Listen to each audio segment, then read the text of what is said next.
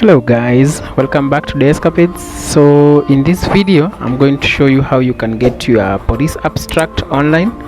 You don't have to go to the police station to get a police abstract. Once you have lost either your ID or you have a complaint and you need a P3 form, or you need an accident abstract form. So just go to their website, download the necessary abstract that you need because they are quite different, then print it out at any cyber. So thank you guys for watching. Until next time, goodbye.